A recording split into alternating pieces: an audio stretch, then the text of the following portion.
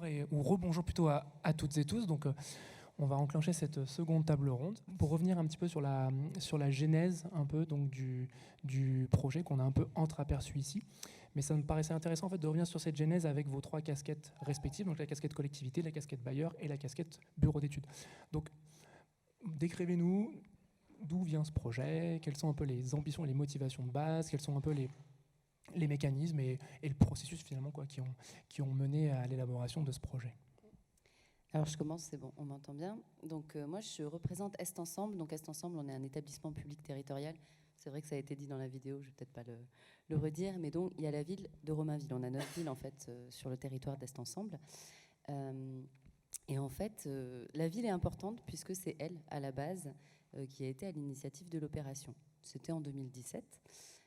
Et donc, clairement, c'est parti aussi d'une chargée de mission développement durable qui connaissait Bellastock. Je cite les acteurs volontairement parce que du coup, c'est des acteurs qui sont précurseurs aussi sur ces questions-là. Donc, une chargée de mission développement durable qui connaît Bellastock et qui se dit on va faire ça sur notre PRU. Et il se trouve qu'en plus, sur le PRU, il y avait Seine-Saint-Denis Habitat comme bailleur qui allait donc démolir. Et qui avait déjà travaillé sur le projet de la fabrique du clos à Stein, sur une opération démonstratrice. Donc voilà Romainville qui est d'accord pour se lancer, Seine-Saint-Denis Habitat, et vient Est Ensemble avec le transfert de compétences en fait, sur le projet de renouvellement urbain. En fait, nous, on est venu se greffer, parce qu'on a aussi eu une opportunité de financement qu'on voit d'ailleurs ici à droite, à gauche. Ça dépend comment on se voit, mais enfin, sur le côté préfiguration. On a été aidé donc par le programme d'investissement d'avenir qui s'appelle Enrue Plus, qui nous a permis de définir un peu plus la phase diagnostique et ce qu'on allait vouloir faire en termes de réemploi sur ce quartier. Et donc, en fait, comme c'est Est Ensemble qui pilote cette démarche Enrue Plus, c'est comme ça qu'Est Ensemble a été rajouté dans le projet. Et donc, aujourd'hui, le PRU Gagarine, c'est un de nos projets démonstrateurs sur l'ensemble du projet Enrue Plus et sur la démarche de stratégie, enfin la stratégie économie circulaire BTP qu'on met en place sur le territoire. Du coup, peut-être pour compléter, mais tu as été très très exhaustive.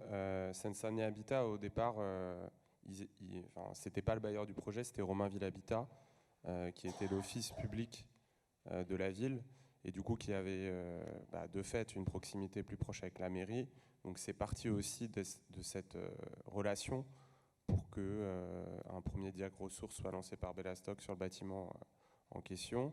Et ensuite, lorsque Romainville Habitat a fusionné avec Seine-Saint-Denis Habitat, là, il y a eu une vraie cohérence, on va dire, puisque Seine-Saint-Denis Habitat était déjà engagé dans un projet d'expérimentation au clos, avec la fabrique du clos, où plusieurs prototypes de réemploi avaient été fabriqués, donc avec Bellastock, pour ne pas encore les nommer.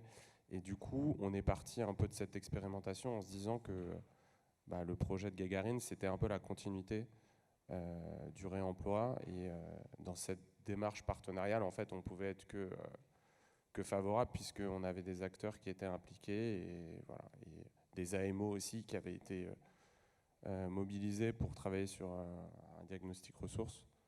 Donc c'est dans ce cadre-là qu'on s'est positionné en tant que maître d'ouvrage en faveur du réemploi. Bonne transition, merci Aurélien. Donc moi je suis Anise Lémarie, je suis représentante du bureau d'études d'agence architecture cycle de ville. Donc nous on a eu, on va dire, la joie d'être missionné en tant qu'AMO avec NeoEco pour réaliser une partie des diagnostics de l'ensemble du PRU Gagarine et d'Est Ensemble. Et je me suis spécifiquement occupée de la production des pavés issus du réemploi. Donc, je précise juste que je suis architecte, donc je vais vous donner peut-être une lecture un petit peu plus architecturale ou technique de l'aventure.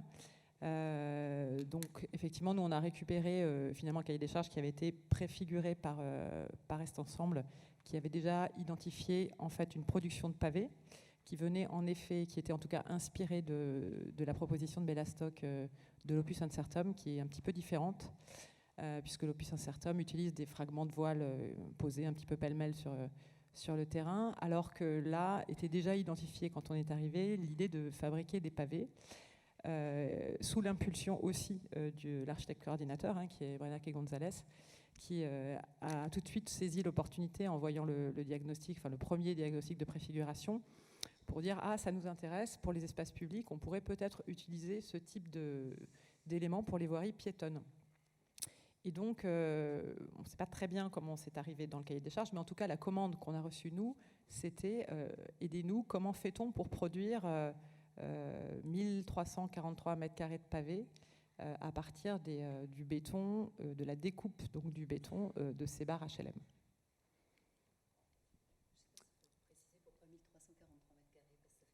Pourquoi 1343 mètres carrés, du coup, Leslie ? Effectivement, peut-être que tu as la réponse. Ah, mais écoute, je vais te laisser la parole.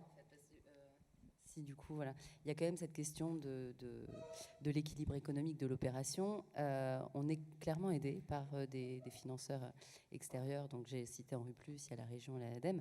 Et en fait, clairement, les 1343 mètres carrés, à la base, j'ai plus le chiffre, mais ce n'était pas 1343 mètres carrés.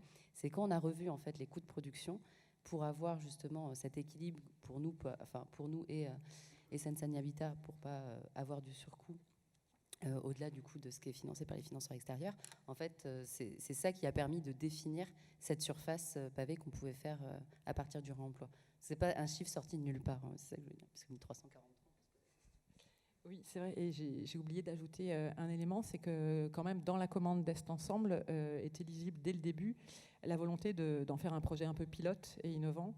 Et donc on avait dans notre mission la réalisation d'une analyse de cycle de vie sur tout le cycle du processus de production de ces pavés, avec quand même comme ambition l'idée qui a au départ en fait été quand même émise de normaliser ces pavés, c'est-à-dire d'en faire une sorte de gisement local qui pourrait peut-être passer l'étape du marquage NF ou CE, à voir, qui n'était pas encore clairement décidé, mais en tout cas le processus qui était commandé c'était bien celui-ci, et de comparer, donc on a évidemment proposé de comparer cette production locale à une production de pavés béton traditionnelle industrielle.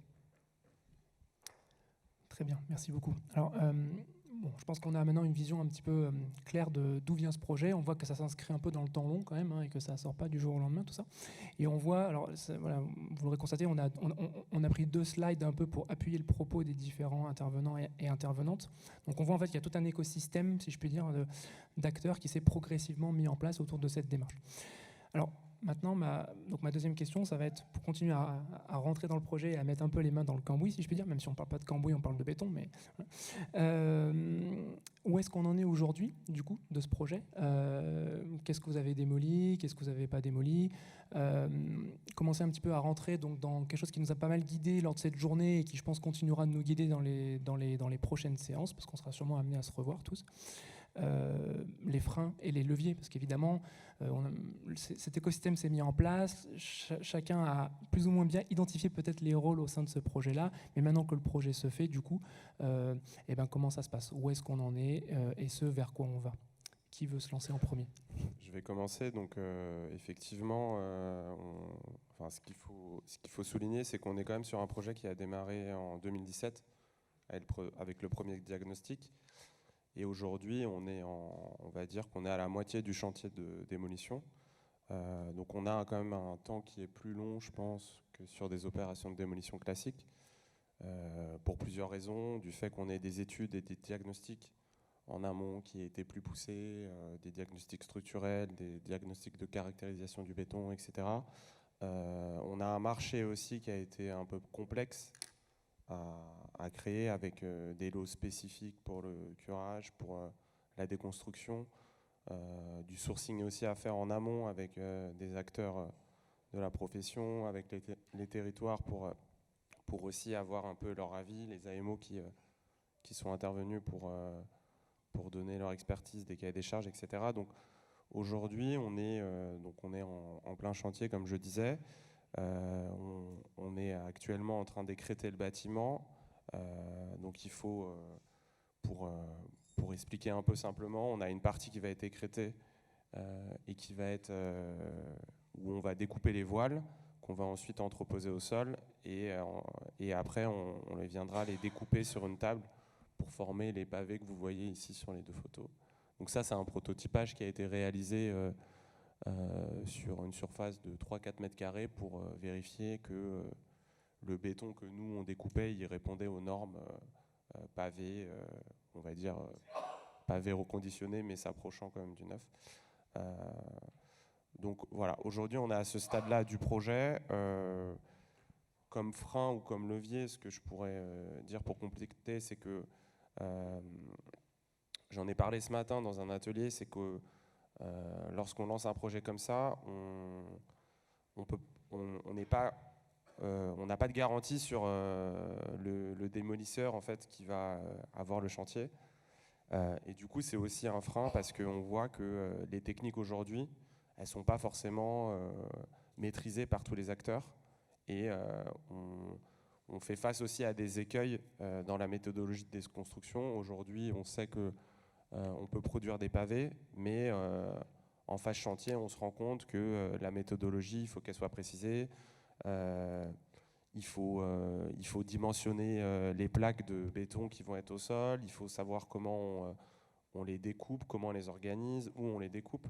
Donc il y a tout un certain nombre en fait, de freins en fait, qu'on n'a pas forcément connaissance au démarrage et qui interviennent pendant la phase de réalisation.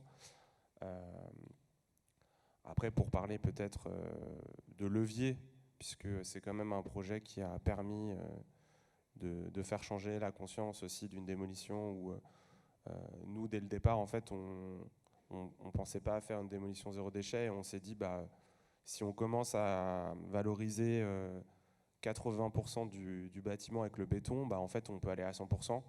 Et c'est un peu comme ça qu'on s'est dit démolition zéro déchet. Et en fait, on voit que c'est possible. Il faut juste se donner les moyens, donc peut-être plus de temps, plus d'argent, puisque c'est un projet qui vit quand même de financement, comme Leslie l'a précisé. Mais ce qui est intéressant comme levier, c'est qu'on a vraiment des acteurs qui réfléchissent autrement. On a donc cette synergie en fait, qui existe entre un territoire, un AMO, une entreprise.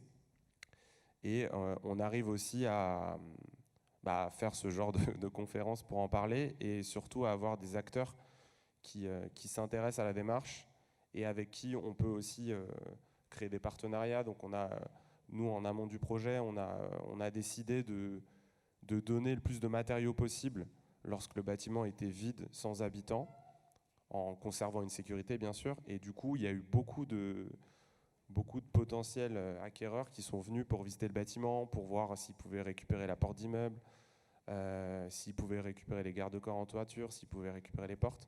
Et en fait, ça n'a pas marché à chaque fois, parce qu'il y a toujours des questions de temporalité et de logistique. Mais par exemple, on a réussi à donner 100% des matériaux, des nez de marche, d'escalier, à soit la ville de Paris pour la maison des canaux, soit à d'autres bailleurs qui les réutilisent dans des réhabilitations.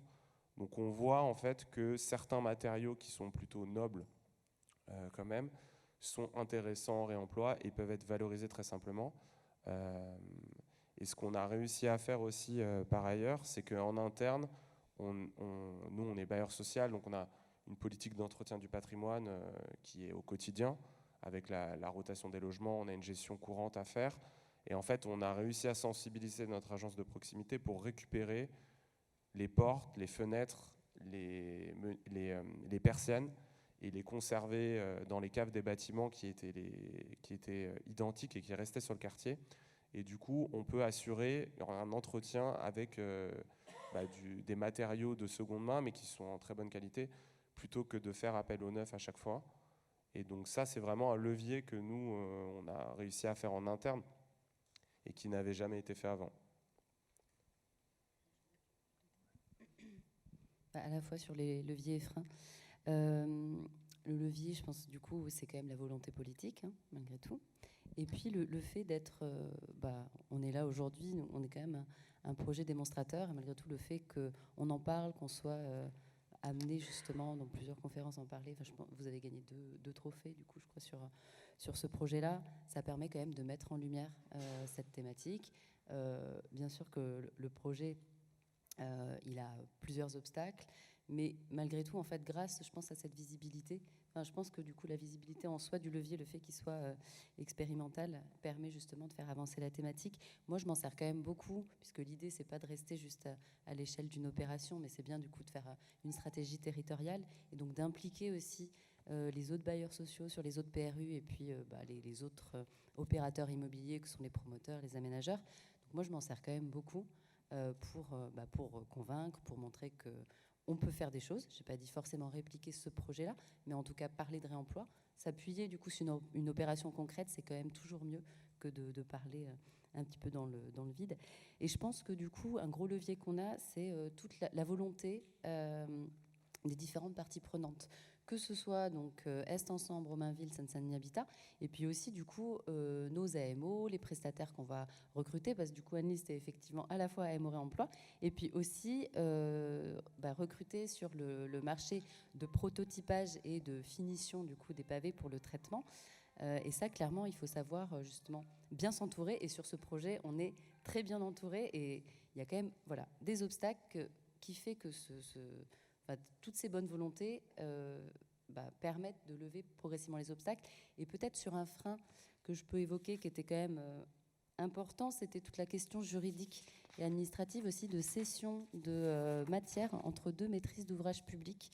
Parce que pour ceux qui connaissent un petit peu, ouais, je vois le monsieur qui fait ça, et oui, on a eu ce problème effectivement de comment on fait en fait si nous, Est Ensemble, on veut racheter je parle de matière du coup, pas de matériaux, à Seine-Saint-Denis Habitat, qui est un autre maître d'ouvrage public. Normalement, on ne peut pas ça. Et donc, on est passé, donc on a consulté des avocats, et on est passé par donc un contrat de coopération public-public qui nous permet, en toute légalité, donc de racheter des pavés découpés, qui ne sont pas des matériaux, attention, il n'y a pas de responsabilité associée à la production de matériaux pour Seine-Saint-Denis Habitat, puisque nous, ensuite, on récupère le pavé qui n'est pas encore, du coup, un pavé normé, et puis on assure sa finition. Et donc, clairement, voilà, il a fallu trouver des véhicules juridiques pour assurer cette cession. Pareil sur le recrutement donc d'Annelise indirectement, je l'appelle Annelise, en tout cas l'entreprise, pour le prototypage du coup des pavés. On est passé par un marché innovant. Donc c'est aussi pas mal de jeux avec les marchés publics, puisque de toute façon, dès qu'on est en innovation, il faut effectivement parfois contourner entre guillemets les marchés publics classiques, en tout cas la procédure classique.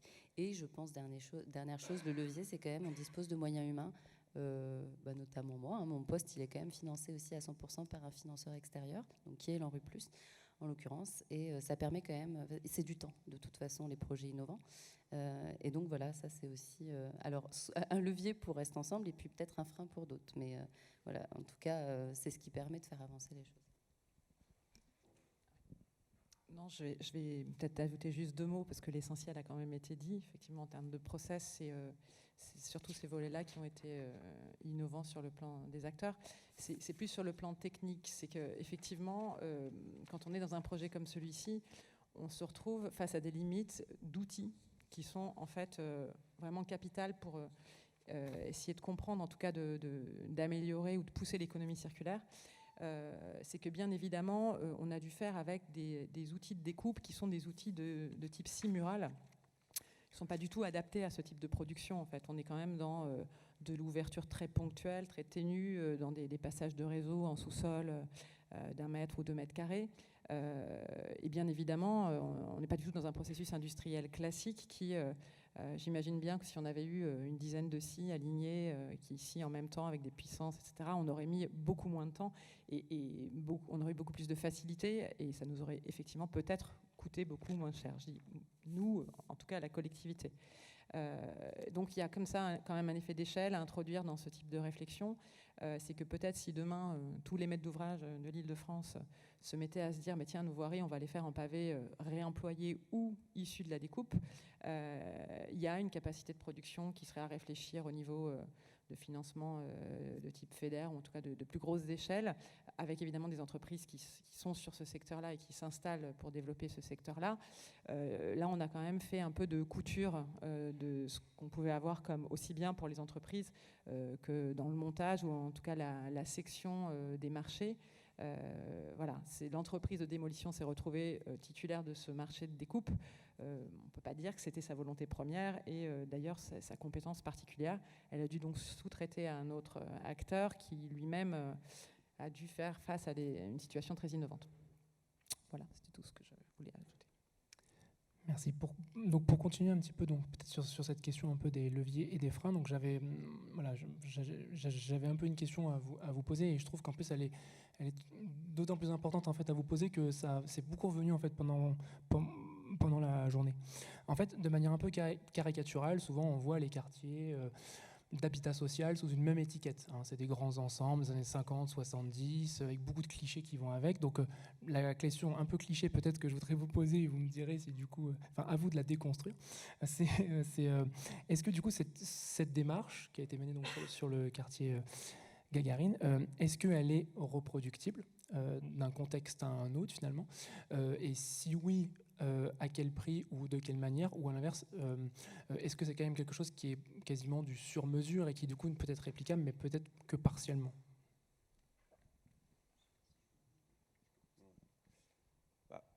Je peux essayer. C'est une question qui n'est pas facile, mais je vais tenter d'y répondre.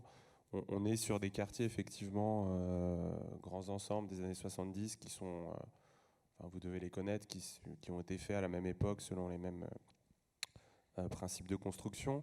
Donc on sait très bien qu'on va retrouver des matériaux identiques à l'intérieur des bâtiments. Donc à partir de là, on pourrait se dire qu'on pourrait répliquer ce réemploi partout. Mais en même temps, ces bâtiments-là, ils n'ont pas les mêmes bétons, ils n'ont pas c'est pas les mêmes entreprises qui ont fait tous les grands ensembles. Donc on pourrait pas dire que chaque béton d'un quartier d'habitat social peut être un pavé. Enfin voilà,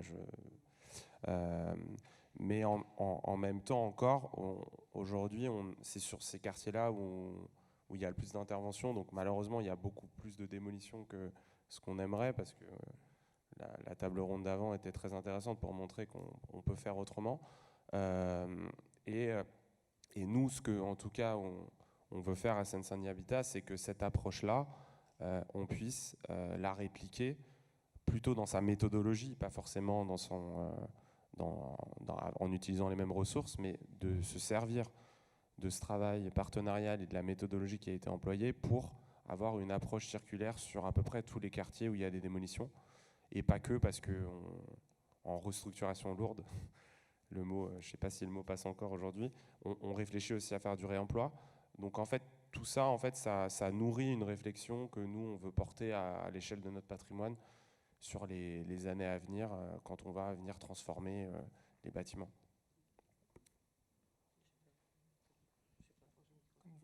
Ne vous battez pas. Je voulais juste ajouter un tout petit détail sur ce que vient de dire Aurélien. C'est qu'en revanche, ce qu'on peut noter, c'est que dans les bétons des bars HLM des années 70, on s'est retrouvé devant des bétons très peu ferraillés. Et que ce type de détail, on va dire, est quand même très important pour aborder un projet de ce style. Parce qu'effectivement, si on avait dû scier des ferraillages toutes les 15-20 cm avec des tubes de 1 cm, on aurait fait exploser les coûts et les temps. Et donc, voilà, la situation était quand même très appropriée. Et je crois savoir que c'est une grande majorité des bars HLM de cette époque-là, donc des fins des années 60, années 70, ont été construites de cette manière-là, car les réglementations à l'époque étaient assez différentes de ce qu'elles sont aujourd'hui. Donc c'est quand même un gisement, à mon avis, intéressant pour les propriétaires de fonciers de cette époque-là et de bars HLM. Ça vaut le coup de se poser la question de savoir comment sont faites mes bars pour pouvoir éventuellement étudier cette option. Là, Anis, du coup, tu parlais vraiment du matériau. Moi, du coup, je vais peut-être prendre un peu de recul sur la question, sur la réplicabilité, c'est-à-dire est-ce que du coup, on peut, en tant que bailleurs sociaux et collectivités, dupliquer des projets intégrant du réemploi. Pas forcément le béton, parce que je suis d'accord avec toi, Anise, il y a le gisement, mais par contre, on voit que, en tout cas, si on fait ce montage-là précis, cette méthodologie précise-là, c'est difficilement duplicable parce que, encore une fois, le retour d'expérience qu'on a, c'est que c'est pas forcément ni à une collectivité territoriale, ni à un bailleur social de devenir producteur de matériaux ou de transformer de façon lourde, parce que là, c'est quand même une transformation lourde, les matériaux. On n'est pas outillé pour ça, on n'est pas fait pour ça. De toute façon, c'est pas notre cœur d'activité. Par contre, si effectivement il y a un acteur économique, voire un acteur économique industriel qui veut se positionner sur ce segment-là, effectivement, là, il y a un intérêt. En gros, on lui a un peu mâché le travail. On a fait ce travail de préfiguration, de montrer que ça pouvait être possible, qu'il pouvait y avoir et un gisement et du coup un terrain d'atterrissage. Mais toutes ces étapes de transformation, clairement, c'est pas à nous de le faire. Donc du coup, sur la réplicabilité vraiment du réemploi de béton comme ça d'un bailleur à une collectivité qui aménage son quartier, peut-être que la méthode est à revoir. Par contre, nous, Est Ensemble, ce qu'on essaie de faire, et ce que tu disais aussi Aurélien, toi, ça vous sert du coup, Seine-Saint-Denis Habitat, pour dupliquer sur votre patrimoine. Nous, ce qu'on essaie de faire, c'est de le faire sur du coup nos PRU, entraîner du coup les bailleurs qui vont démolir, qui vont construire, qui vont réhabiliter, à intégrer des nouvelles pratiques du coup de réemploi. Pas que en l'occurrence sur le béton. D'ailleurs, on attaque plutôt sur maintenant des matériaux un petit peu plus simples, déjà matériaux seconde œuvre. Il y a le CSTB, je ne sais pas où est Edouard, je sais pas si, voilà, qui a sorti l'autre jour la liste des matériaux les plus faciles ou les plus simples à mettre en œuvre sur le réemploi. Donc ça, c'est pas mal aussi. Nous, encore une fois, là, le projet, c'était en 2017, le début, donc on n'avait pas les outils dont on dispose aujourd'hui et la connaissance dont on dispose aujourd'hui. Et donc, on les entraîne plutôt sur un changement de pratique plus simple. En fait, on va répliquer des projets intégrant du réemploi, mais sur des matériaux aujourd'hui qu'on maîtrise déjà un peu mieux. Et clairement, oui, je pense que d'ailleurs, ça se voit, on le réplique. Encore une fois, on a des financeurs aussi extérieurs. On a un fonds d'amorçage à Est Ensemble, un fonds d'amorçage en RU+, pour aider du coup les bailleurs sociaux qui interviennent sur les PRU, pour justement les faire changer dans leur pratique de réhabilitation. D'ailleurs, on donne quand même le conseil de réhabiliter. Après, il y a la question de l'ANRU. Je ne sais pas si on l'aborde maintenant ou pas, parce qu'on voulait en parler, qui majore quand même souvent les financements quand il y a de la démol. Excellente transition, c'est bien. C'est les intervenants qui font la transition pour l'animateur, c'est bien. C'est ça aussi l'économie circulaire. Non, oui. Alors effectivement, donc on a beaucoup parlé de technique, on a parlé un peu de montage de projet, la répartition des rôles de chacun. Et en fait, j'avais donc une dernière question à vous poser. Ensuite, on passera du coup à un temps d'échange avec la salle. Une dernière question à vous poser, plutôt pour, comme tu disais un peu Leslie, pour prendre un peu de recul par rapport au contexte en fait du projet, donc en quartier politique de la ville, dans un milieu urbain très dense, avec des gros enjeux de renouvellement urbain et de dynamiques urbaines sur le territoire d'Est Ensemble, mais plus largement sur la petite couronne. Et en fait, donc, j'aurais bien voulu avoir votre avis sur de quelle manière en fait une démarche d'économie circulaire comme ça, donc avec l'accent mis sur le réemploi, de quelle manière une démarche comme ça en fait vient percuter ou au contraire compléter peut-être d'autres enjeux, que ce soit donc environnementaux, mais peut-être aussi plutôt sociaux ou peut-être plus largement socio-économiques du territoire dans lequel le projet s'implante, en l'occurrence donc du projet de renouvellement urbain. Est-ce qu'en termes donc, de gestion de chantier, on n'a pas beaucoup parlé des habitants par exemple, voilà, de quelle manière l'économie circulaire vient un peu s'insérer un petit peu là-dedans et vient un peu complexifier les choses ou au contraire compléter peut-être d'autres enjeux?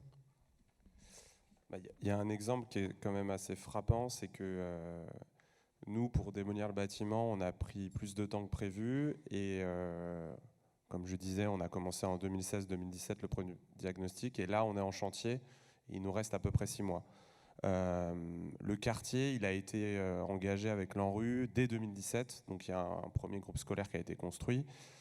Et la philosophie de ce quartier au départ, c'était d'apporter de la mixité par l'accession privée en démolissant la moitié des HLM. Donc le quartier, il est parti dans cette direction. Et du coup, il y a certains bâtiments en accession qui ont été construits par des promoteurs. Et il y a un bâtiment qui a été construit à vraiment coller à notre barre qui est en démolition. Et nous, comme on a pris du retard, normalement, cette barre, elle aurait dû être démolie avant que l'immeuble soit terminé, l'immeuble de construction. Donc, bien sûr, les promoteurs vont hyper vite parce qu'ils n'ont pas les mêmes process que nous et ils n'ont pas les marchés publics. donc, ils ont construit leur bâtiment, ils l'ont livré à peu près, je pense qu'ils l'ont livré avant que nous, notre entreprise de démolition, elle arrive sur le quartier. Donc bien sûr, les habitants qui ont acheté dans ces logements neufs par Nexity, ils n'étaient pas contents parce que Nexity ne leur avait pas dit que y avait un bâtiment qui était en retard. Et donc c'est là où le début des problèmes a commencé, puisque nous, on a dû se justifier auprès de ces acquéreurs pour leur expliquer que notre projet était en retard, notamment parce que il y avait eu ce projet expérimental de réemploi, etc. Et en fait, eux, la première chose qu'ils nous ont dit, c'était abandonner le réemploi et comme ça, vous finirez plus vite. Donc on leur a dit oui, bien sûr. Et en fait, aujourd'hui, donc ça c'est la petite anecdote, et en fait aujourd'hui, c'est un peu le fond de ta question, Mathias, Martial, pardon, c'est qu'on est confronté en fait à une réalité entre les gens en fait qui sont sur le quartier et qui vont peut-être subir des nuisances par un projet ambitieux, et nous qui essayons de porter ce genre de projet sur un quartier où on aurait pu faire une démolition banale, mais finalement on choisit d'expérimenter parce que c'est un projet sur 15 ans et on a envie d'innover parce que sinon peut-être qu'on s'ennuierait un peu. Et aujourd'hui on a beaucoup de problèmes à faire accepter ce projet-là parce qu'on sait que les riverains ils vont être vent debout. Et il y a notamment un sujet qui est intéressant à développer, c'est que normalement le découpage des pavés il devait se faire sur site. On avait aménagé sur le plan d'installation de chantier une zone où on pouvait stocker et on pouvait découper les pavés. Donc on a peut-être été un peu ambitieux, on s'est rendu compte que c'était difficilement faisable avec un chantier de démolition, mais surtout quand on a discuté avec l'entreprise, elle nous a dit pendant 6 mois je vais scier des voiles et ça va durer 8 heures par jour. Et nous on s'est dit il faut absolument qu'on le fasse ailleurs, parce que si les riverains en fait ils subissent ça, ils vont bloquer notre chantier et on pourra jamais faire notre démolition. Donc ça voilà, c'est une partie de réponse par rapport à la gestion de l'existant et peut-être aussi à la ville qui se renouvelle et des nouveaux arrivants qui ne sont pas du tout favorables à des démarches innovantes. Peut-être des approches un peu égoïstes, mais en tout cas, l'existant, voilà, il est toujours confronté aussi à ce renouvellement. Et nous, ce qu'on disait, en fait, c'était que nos habitants, finalement, ils avaient subi des nuisances quand le bâtiment à côté, il avait été construit. Et donc, en fait, on a un peu renversé les choses. Mais bon, après, c'est comment chacun se place selon soi.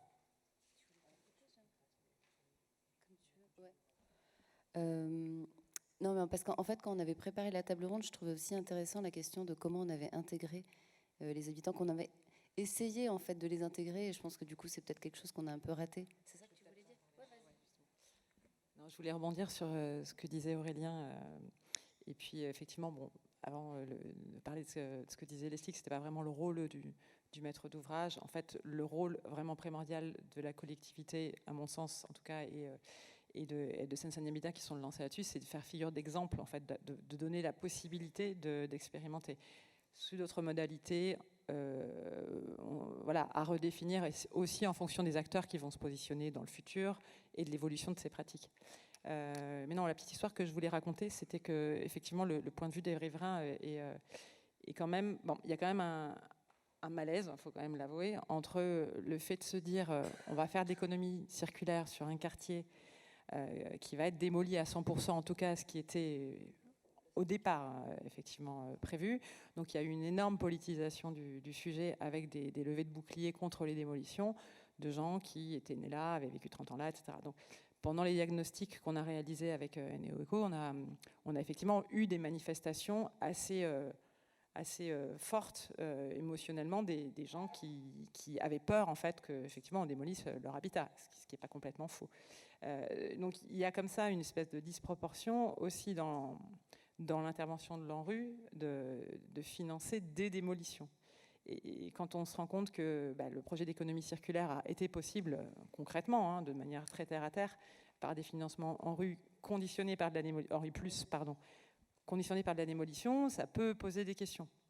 Bon, heureusement, il y a eu un revirement de situation. Le maire de la ville a changé d'avis, a beaucoup moins démoli. Enfin, en tout cas, il y a eu une concertation qui s'est heureusement un peu décorrélée du sujet du réemploi, qui était, je dirais, un peu anecdotique par rapport au sujet de la déconstruction. Mais bon, il y a quand même un lien et les habitants du quartier auraient pu en effet être peut-être plus liés, en tout cas, aux bénéfices qu'ils pouvaient attendre des matériaux issus de la déconstruction. Après, voilà, une plateforme, il y a quand même un programme qui a été monté là-dessus pour essayer de sensibiliser les riverains. Je parle 2 minutes de la plateforme, si tu es d'accord. Enfin, en tout cas, dans le projet, qui était effectivement de monter un lieu de médiation un peu et de sensibilisation, en tout cas d'accompagnement des habitants autour des techniques de réparation et de revalorisation de leur propre mobilier. Bon, qui a connu quelques écueils, mais en tout cas, le projet s'est monté. Effectivement, il y a peut-être une étape qui aurait pu être menée de manière un peu plus... enfin, on ne peut pas se battre sur tous les terrains. Je pense que déjà, la production de pavés innovants, c'était pas mal. Mais le lien avec les habitants dans leur intégration dans le projet de réemploi était effectivement pas forcément le choix, en tout cas pas l'axe qui a été développé dans ce projet. Oui, non, c'est un peu effectivement ce que je voulais dire. Enfin, après, on les a peut-être impliqués un peu trop tard. Sachant, moi, j'ai quand même souvenir d'un comité citoyen où il y avait quand même des habitants qui étaient partie prenante, alors qui rappelaient quand même la règle de justement ne pas démolir et plutôt réhabiliter, mais malgré tout qui se disaient c'est un beau projet. Après, c'est vrai que c'est arrivé tard, et puis après on est aussi sur un quartier où la population est diverse, où on peut rencontrer des problèmes, et donc en l'occurrence, la collectivité n'est pas forcément maîtresse sur ce territoire. Et voilà, donc ça peut parfois aussi nous échapper, la question de la sensibilisation des habitants. Moi, je voulais rappeler quelque chose, peut-être sur ce que tu disais, comment ça vient interagir, ou en tout cas questionner peut-être d'autres politiques. Moi, je pense que du coup, ça vient beaucoup questionner le manque d'infrastructures dont on dispose aujourd'hui pour mettre en place des vraies stratégies et de dépasser juste... là, quand je dis petite opération, c'est pas du tout dénigrant, mais du coup l'opération expérimentale, c'est qu'en fait on voit bien que là on est resté au niveau du quartier, et je pense que c'est pas l'échelle la plus pertinente, en l'occurrence, de travailler à l'échelle du quartier du PRU. Bien sûr que c'est bien de rester local, mais en fait on voit là, parce c'est clairement l'actualité du projet, où est-ce qu'on va scier et stocker du coup les pavés. Et aujourd'hui, clairement, c'est un point d'interrogation qu'on a, parce que en fait, toute cette question de la logistique urbaine, la logistique de chantier, interchantier, aujourd'hui, elle est très peu traitée, parce qu'elle n'est pas forcément aussi bien perçue encore par les élus, puisqu'elle est encore perçue comme des nuisances. Et donc c'est tout le travail ensuite de sensibilisation des décideurs à travailler sur des stratégies économie circulaire, qui impliquent en fait de mettre en place des infrastructures de logistique pour stocker, optimiser la circulation des flux. Donc je pense que ça vient bien questionner justement ce point-là. Absolument. Merci beaucoup. Alors il faut que je vous coupe parce qu'on avait commencé avec un petit peu de retard, donc on a un peu d'avance, puis tellement on en a un petit peu, je crois. Donc je me tourne vers Élise qui est la maître du temps, mais peut-être prendre du coup dans l'assemblée peut-être 1 ou 2 questions en fonction de la durée de vos questions et de la durée des réponses aussi. Donc je vous invite à faire des réponses concises. Je vois qu'on a monsieur là-bas, on avait aussi une question par là-bas. Allez-y. Oui, c'est pour savoir, par rapport à ce programme, est-ce que la formation emploi jeunes, ils sont impliqués dans ce processus ou les jeunes sont écartés? Merci. Sur l'emploi, moi je pense... Ouais. Mais en fait, je voyais 2 choses. Il y a à la fois, on a quand même mené, quand la plateforme a été lancée, des ateliers de sensibilisation alors pour les jeunes, et qui étaient menés donc par une entreprise qui s'appelle ARES, qui est une entreprise d'insertion. Donc là, les jeunes du quartier étaient impliqués. Et puis sur la phase finition du coup des pavés qui n'est pas encore enclenchée, il y a un coportage donc de Bego, donc qui est l'entreprise d'Anis, et Ares pour opérer cette finition. Donc on l'intègre, et en l'occurrence c'est vrai que c'est une bonne question parce que les élus ils sont particulièrement sensible. Je me rappelle là aussi d'un comité de pilotage avec les élus qui étaient là. Ouais, bon, c'est pas bon. Il y avait des nuisances qui remontaient, mais ils disaient bon, mais si ça bénéficie aux habitants du territoire en termes d'emploi, ça passe. Enfin, ça passe. C'est mieux accepté en tout cas. Il y avait aussi un taux d'insertion imposé à l'entreprise au sein de ses équipes, l'entreprise de déconstruction. Monsieur, je vous en prie, il me semble qu'il y avait une question par là. Ouais, allez-y. Oui, je me demandais, du coup, vous parliez de réemploi, du coup, avec une démarche zéro déchet. Sur la masse totale de béton qui était comprise dans ce bâtiment, la découpe et la revalorisation des blocs de refend sciés, c'était ça reprend quoi comme ordre de grandeur Alors, en volume, on avait, on va dire, à peu près, je crois, 15% du volume qui était considéré en pavé, 15-20%. Et tout le reste, on n'en a pas parlé, mais c'est peut-être le moment d'en parler.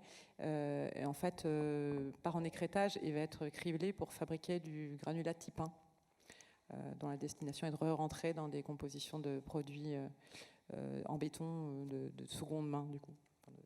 De remontrer dans des processus industriels de production. Sachant qu'effectivement, on a fait une première série de caractérisations au moment des échantillons tout début de la mission, qui ont été après approfondies au regard des exigences de la production de pavés. Est-ce qu'il y avait peut-être une troisième question? On a peut-être encore 2 minutes. Donc, je crois que j'ai vu un doigt à ma gauche. Ok.